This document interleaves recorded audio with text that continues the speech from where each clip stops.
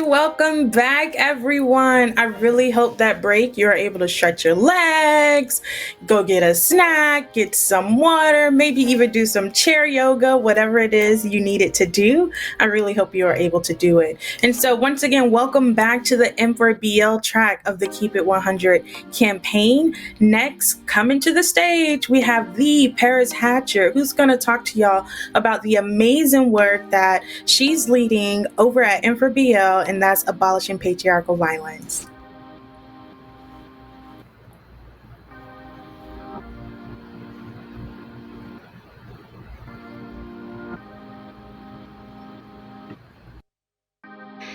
Good afternoon. My name is Paris Hatcher. My pronouns are she, her, and hers. And it is my a deep honor to serve as the director at Black Feminist Future.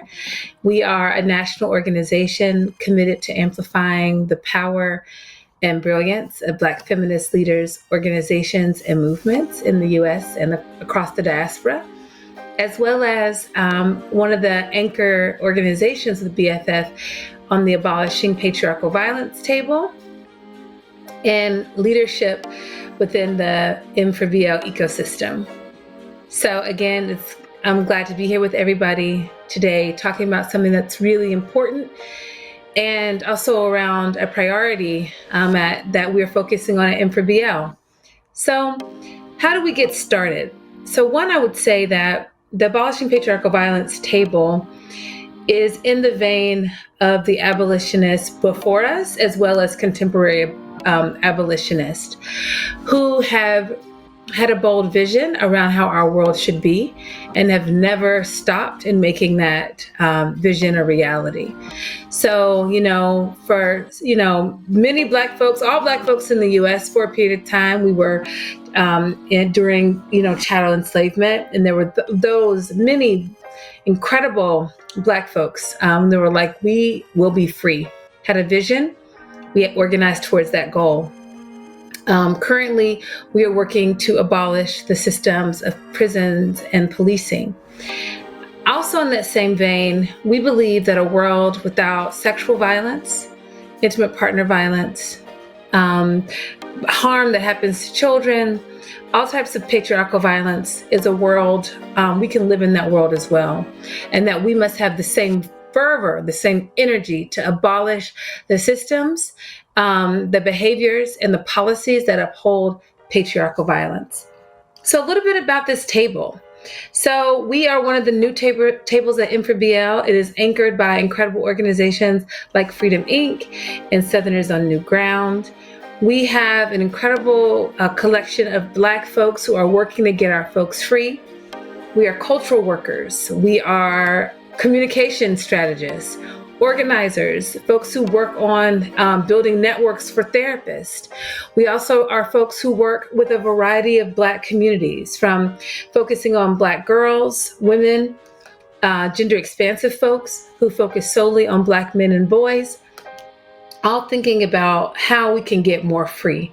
Some of the organizations who are with us are Me Too, BEAM, Black Emotional and Mental Health Network, Men Stopping Violence, Girls for Gender Equity, Sisters for Justice, and on and on and on. Also, we have academics. We're located all across the country, all committed and united by the charge to abolish patriarchal violence. When I say patriarchal violence, folks may not be as familiar with that terminology, right?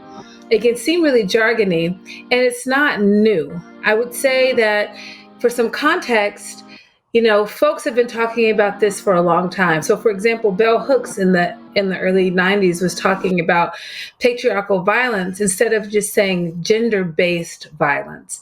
Sometimes we hear it as gender-based violence or violence against women as if women or gender is the issue, versus really identifying the problem around patriarchy being one, but not the only system that fuels the balance of inequity that oftentimes manifest in violent ways, right?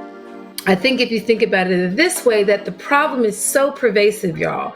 It is so pervasive that Many of us, especially those of us who have the lived experience of being a Black woman or a girl, it is not if you're told when something happens to you. And that type of thinking, that type of feeling, the feeling in your body that it's not, if harm will happen, when harm will happen, is not how our communities will get free. They are not how our communities will be whole. And it's not how we will win together. And that is really the spirit of how we founded this Abolishing Patriarchal Violence table. I think in particular, some folks know M4BL around how it has formed around police murders, in particular, some of the more spectacular violence that's happened to Black men and boys. But we know that other people are murdered by the state, like Black women, Black trans women, Black gender expansive communities. And we are at a really unique time where people are really beginning to question policing as we know it in the US, right? I mean, I think we can really say that. But we know that our communities are not currently prepared en masse to intervene on gender-based violence, so patriarchal violence. And the prevalence is so high that we cannot just turn away and be like, y'all figure it out. You figure it out. In order for us to have thriving communities, right, without prisons, without jails, we must address the harms that happen in our home, within our intimate relationships, in our workplace, at our schools, at our places of worship. Otherwise, it will be a failed experiment. And we can no longer accept that abolition, we will get there, but it will be on the backs of those who are able to survive. And the reality is that too many of us do not survive patriarchal violence, right? We have too many Black trans women in particular who have been murdered, right? And what we know is that it doesn't decrease the murder when you arrest the person who, and put them in jail, right? There's no transformation. There's no true accountability. And we want to move from the accountability, yes, but also making sure that it never happens again. So our vision at the Abolishing Patriarchal Violence, right? We're guided by a bold mission. We're guided by radical Black feminist, abolitionist, and anti-capitalist politics. And those three are really important. I'll get back to that in a bit. We are survivor-centered. Again, really important. We are a survivor-centered project focused on healing, education, advancing interventions, leadership development, shifting culture, and power building to end patriarchal violence. As a survivor-centered initiative focused on building alternatives for future generations, y'all, our goal is to end, prevent, disrupt, interrupt, and interrogate the unchecked consequences caused by patriarchy and misogynoir in our families, relationships, communities, and movements. I know that was a mouthful, but stay with me. There's some good stuff in this mission that I want to break down for y'all.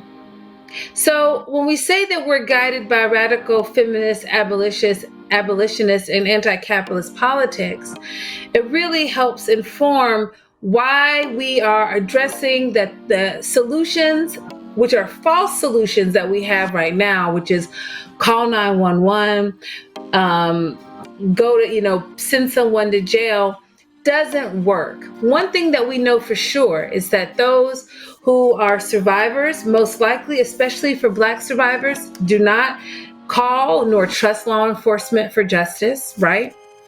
Oftentimes are in relationship with folks who've caused the harm, so do not want to use a carceral system because are invested in their transformation. But we also know that even if you don't call somebody, right, the fact that you didn't call the cops does not mean that transformation has happened, right? So right now, we're not calling the cops and nothing is happening.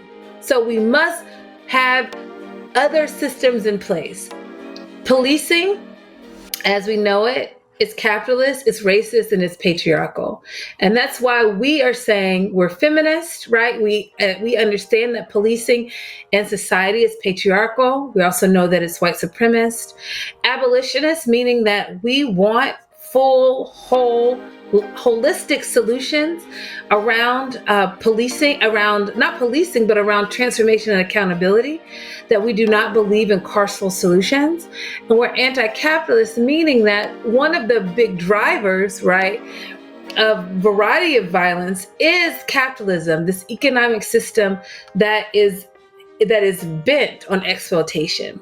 That if we do not have those as our guiding politics, that we would be a lot like the mainstream violence against women movement that exists.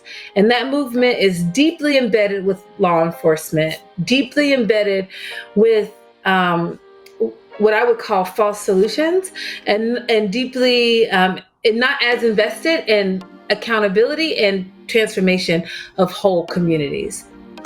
Also, we're survivor centered, which is again very, very important.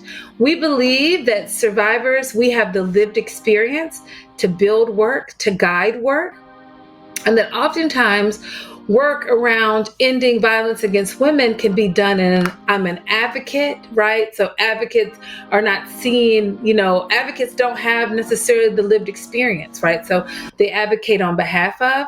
We see this as a really unique and important space to build Black survivor power, right? As an identity that has so much shame and stigma, y'all, so much shame and stigma. Just the realization of so many of us stepping into our survivorhood and having that fuel our work and develop us as leaders is so important. We believe that those who are most impacted should lead the work, and that's why we are a survivor-centered project. We know that it's going to take multiple modalities for us to get free, right? Multiple strategies. So we just cannot focus on healing. Healing is important, right? You heal yourself as a starting point. But we also know that patriarchal violence is not just on the interpersonal, right? It's literally in our culture. It is in the air we breathe, right? We learn very early on in our lives, we get these messages around what's right or what's wrong, right? What can happen to girls or those who have the lived experience of girls or feminine people, right? Like some, we see it a lot, right? Around what's acceptable, right? From catcalling. Catcalling is just seen as a norm, right? Or another example of patriarchal violence that happens within schools is that, they'll have these dress codes. And I don't know if y'all saw these memes on, not even memes on social media, but these postings around, these young women are dressed so provocative to go to school, which is like literally they're just wearing shorts or skirt, right? And so instead of saying that they are provoking, why are not we calling attention to the behavior of young men and boys, saying you are sexualizing the folks that you are in, your peers, right? We can interrupt how we talk. So we know that we're going to have to shift culture, that we're going to also have to advance interventions, y'all. We cannot continue, which has happened, making the business of our safety somebody else's responsibility. So I get it. It is easy to pick up the phone and be like, I'm going to call somebody else because something's happening down the street and I don't want to be in nobody's business, right? That's what we've been told, that things that happen in relationships and families is not our business. But this is really being about the business of our community and training up people to intervene, and talking about interventions as the way that we build deep community, not that we're being nosy, right? That we actually are going to have to intervene so that we can rely on each other and not rely on others who will do us harm in that intervention. So those are some of the, again, strategies. I want to talk about misogynoir. We talk about that in the mission. Misogynoir is a term that's coined by Moya Bailey. So thankful for that. It talks about this term, the unique hatred of Black women and girls, and how we really need to think about that, right? That we live in a culture that does not love and affirm Black women, girls, and gender expansive people. And that disdain for us shows up in our families. It shows up in our relationships, communities, and movements. It means that we allow violence to happen, that there is, as Billy Avery talks about, a conspiracy of silence around the violence, that when we are murdered by the police, right, our movements are not organized to go out en masse to be in defense of us. So we know that misogynoir is rampant, and that we must defeat it, and that we must defeat misogynoir and patriarchy in order for all of us to have whole, full, incredible lives. So how are we going to do that? How are we going to make it happen? Again, talked about a lot of stuff, talking about our mission, talking about who the members are, what do we do. I want to talk a little bit more about our work groups and what's our plan moving forward. So we are like I mentioned, one of the newer tables here at M4BL. We just have formed, which is very, very, very exciting. And we have some groups based off of the interest of folks and the need of our movements at this current time. So we have a group of folks who are going to be working on that culture shift, y'all. Thinking about what are the messages that we are taking in that we actually need to interrupt in order for us to be more free, more safe, more free, and actually getting closer to liberation together. We have a group of folks who are doing research and data. This team is being led by Dr. Savannah Shange, who is really trying to create this baseline. So that's what's really awesome about research, is that it can help us create baselines for data. It can help us really deal with this question that we have, is like, what is the prevalence amongst Black communities of patriarchal violence? And what does that patriarchal violence look like? So I mentioned it happens everywhere. What does it look like in schools for Black girls and gender expansive people? What does it look like in places of worship? What does it look like within family units, in the workplace, etc.? We also have a team of folks who are really thinking about interventions, and especially interventions with Black men and boys and masculine people. And what does that mean? We have had a posture in our movements where if there's an issue, we say, well, you know what, Black women, girls, gender expansive people, we are going to forge a solution. We are going to figure it out. What takes the charge? But a part of interrupting the patriarchy baked into that is saying patriarchal violence is deeply embedded in those who benefit from patriarchy and their culture. So what needs to be done to interrupt that? What must be done in order to have healthy, whole, trusting relationships, right? And deeper relationships around Black manhood and Black masculinity. As I mentioned, really wanting to do intentional leadership development around Black survivorhood and also healing the harm. So many of us are coming to this work, dealing with our own personal harms and experiences of patriarchal violence, as well as the generations of it. Many of us are not just entering with our own wound, but the wounds of the generations before. So how do we heal the harm, right? How do we actually address it and give space for us to acknowledge? First off, sometimes it's just acknowledging that the harm is there.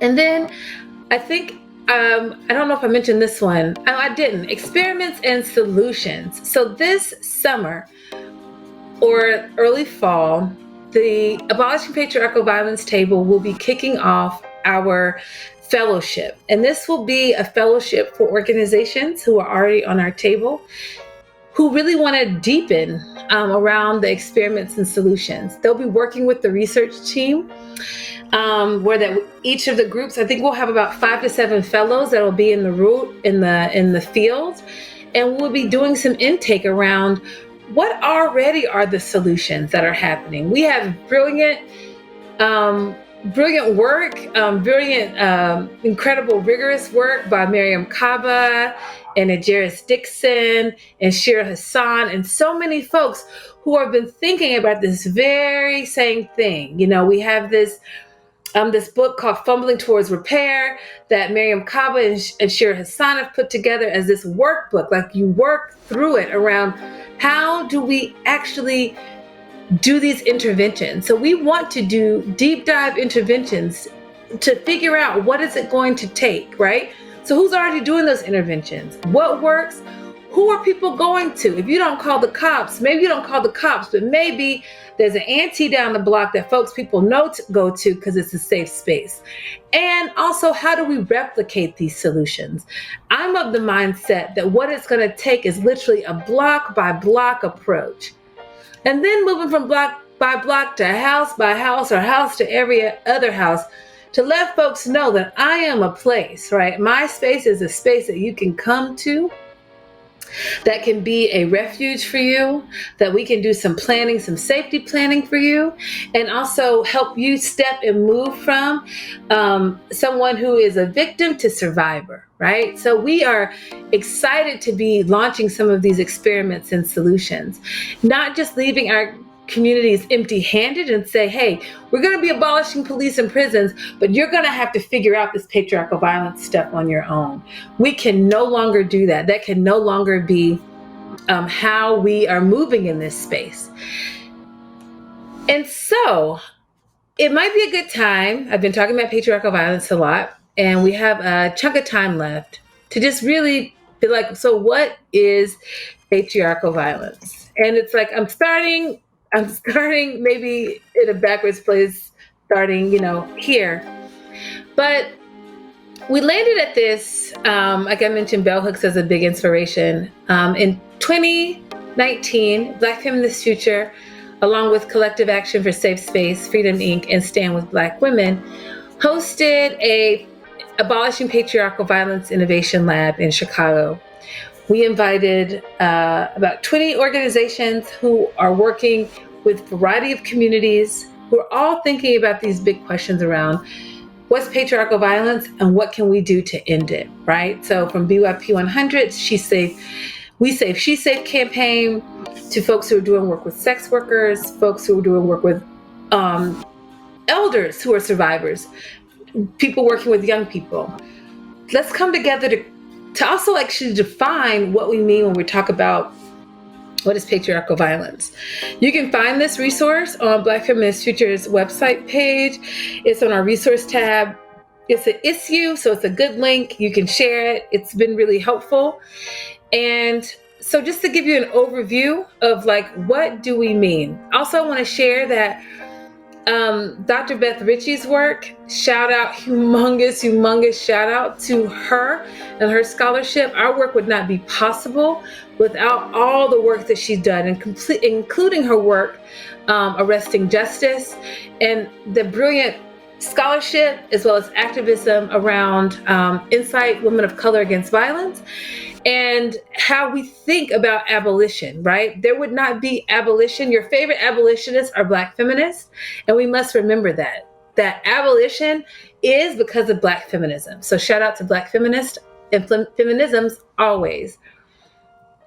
So to provide this definition, it's an interconnected system, patriarchal violence, of institutions, practices, policies, beliefs, and behaviors that harm, undervalue, and terrorize girls, women, femme, intersex, gender nonconforming, LGBTQ, and other gender-oppressed people in our communities. Patriarchal violence is Patriarchal violence is a widespread, normalized epidemic based on domination, control, and colonizing of bodies, genders, and sexualities. And it's happening in every community globally. There's no community exempt from this, y'all. It is a global power structure and manifests on the systemic, institutional, and interpersonal and internalized level. It is rooted in interlocking systems of oppression. Got it? It's a lot. It's also a framework that allows us to understand the dynamic and interconnected ways that support and cause violence against women and girls and other gender oppressed people. And it protects, normalizes, and condones the dangerous behaviors of those that most often do harm, which are men and boys. Patriarchal violence disproportionately harms Black girls and women and gender expansive folks. And it also upholds and reproduces and enacts patriarchy and other systems of oppression. So let me give you an example of what I mean around it does harm to Black women, girls, and it's actually all women and girls and gender oppressed people, but it also protects men, boys, and masculine people. The saying, boys will be boys. Now, that is said to justify terrible, sexist, patriarchal behavior by men and boys, right? Oh, he catcalled her, boys will be boys. He spoke out of turn, spoke over her, boys will be boys, right? He, forced himself on her, oh, boys will be boys will be boys. That type of behavior, and not only is it the behavior, right? It's the culture, it's the practice that allows it to continue. So it's not written down anywhere. It's not in anybody's book that says that, but it's our culture that perpetuates that men and boys and masculine people can behave in a particular type of way, and it will be apologized as what their gender is allowed to do. I want to just give some folks some examples as I'm about to wrap up with patriarchal violence. And I think the examples and also how it shows up is why we must commit to abolishing patriarchal violence and why our table exists. Some of these examples, y'all, I'm sure that y'all can think of some off the top of your head, but it's the normalization of rape culture, child sexual abuse, and incest. It's policies and laws that restrict abortion access and birth control, the practice of intersex surgery, the harassment, abuse, and murder of Black women by police. It's the average lifespan of Black trans women being 35 years old, sexual abuse by faith leaders. It's one of the leading causes of death of cis and trans Black women because we are murdered by our partners. It's homophobic and transphobic violence. So how does it show up, right? So this is some of the, what I would think is like kind of more spectacular, like the things that you can see. We see it, but we still don't interrupt on it, right? And that's the thing, right? But also, how does it show up? And really thinking about how does it show up in our lives? All of us must break up with patriarchy. Patriarchy is deadly. Patriarchy underdevelops us, right? But patriarchal violence does the same. And so patriarchal violence is internalized by everyone, y'all. It's just something like we think is a norm. It's consciously or unconsciously supported by everyone. It's why R. Kelly was able to still tour and have concerts, and people have been marching on his behalf, right? It doesn't, even with all the stories, right? It's people are consciously supporting him because why? Boys will be boys. It also can be enacted by anyone who has power over another. Patriarchal violence is not only enacted by cis men and boys. It takes many forms through our lifespan, such as its attacks on our sex, our genders, and our bodies. It's violence based on our gender identity and sexuality. And it also weaponizes and orders our relationship with others. So, within a parent dynamic, it's that daddy or father has more power, right? Within children dynamic, oftentimes it's that male children are valued more or seen as, it's like boys may not have a curfew, but oftentimes girl children do, right? It's also interpersonal, how we treat each other, and also within the familial context.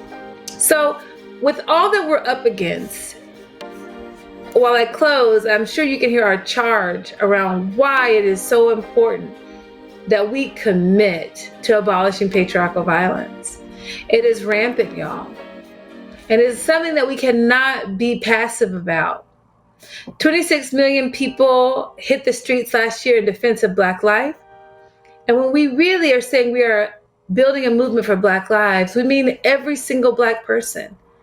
And if we are saying every single Black person, then we must take serious the business of the safety, the wellness, right? And the wholeness of Black folks who are dealing with this epidemic. This epidemic that makes it impossible to, live whole lives. And it is on us. It is on us to interrupt, right? It is on us to really build this world and to abolish patriarchal violence. And I'm really excited that I get to work on an incredible table within the Movement for Black Lives ecosystem to make this vision a reality. So thank you so much. You can find out more about this table by visiting blackfeministfuture.org, also looking into that resource. And take care.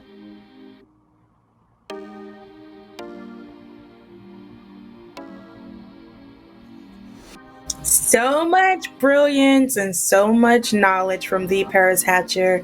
Again, that was Paris Hatcher, who's the founder and director of Black Feminist Future, and who's also the leader of the Abolishing Patriarchal table inside of the Movement for Black Lives.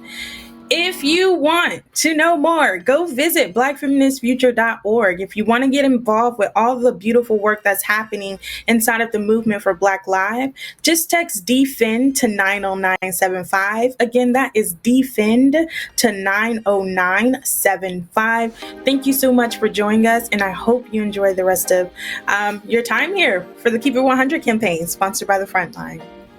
Thank you.